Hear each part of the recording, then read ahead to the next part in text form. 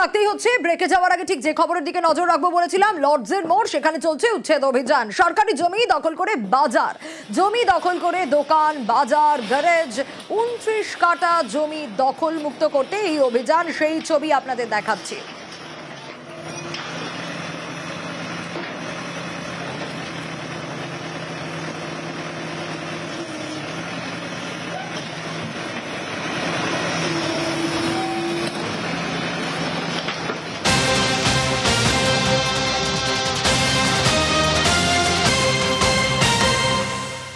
আর 29 কাঠা জমি দখল মুক্ত করতে এই অভিযান। তথ্য ও সংস্কৃতি দপ্তরের জমি থেকে উচ্ছেদ। আরো ডিটেল এই বিষয়, এখন ঠিক কি পরিস্থিতি সুস্মিতা জানাতে পারবে। সুস্মিতা, এখন কি অবস্থা একটু জানতে চাইবো।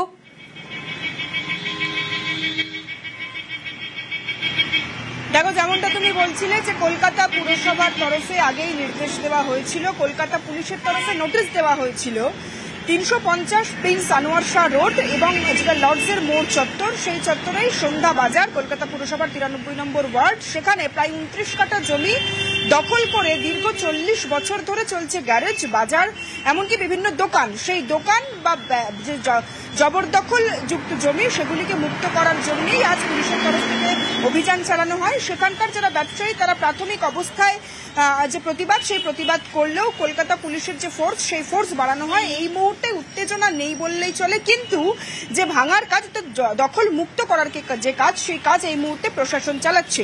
এর আগেই মুখ্যমন্ত্রী মমতা বন্দ্যোপাধ্যায় জানিয়েছিলেন তথ্য সংস্কৃতি দপ্তরের নিয়ন্ত্রণাধীনে থাকা এই 29 কাঠা জমিকে জবরদখল মুক্ত করতে হবে এবং সেই জবরদখল মুক্ত করার কাজ দীর্ঘদিন ধরেই শুরু হয়েছে। পুরসভার তরফ থেকে নোটিশ পাঠানো হয়েছে, পুলিশের তরফ থেকে নোটিশ পাঠানো হয়েছে, কিন্তু তাতেও কর্ণপাত করেননি দীর্ঘদিন ধরে ব্যবসায়ের সঙ্গে যুক্ত থাকা সেখানকার ব্যবসায়ীরা।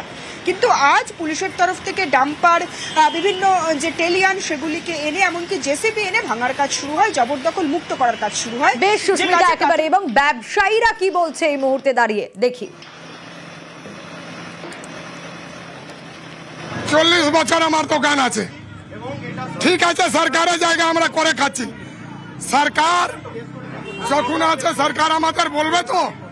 আমাদের কোনো নোটিশ দেওয়া হয়নি, আমাদের কোনো মুখস্থ বলা হয়নি যে তোমরা দোকান খালি করো, হঠাৎ এই জিনিস এরকম হয়।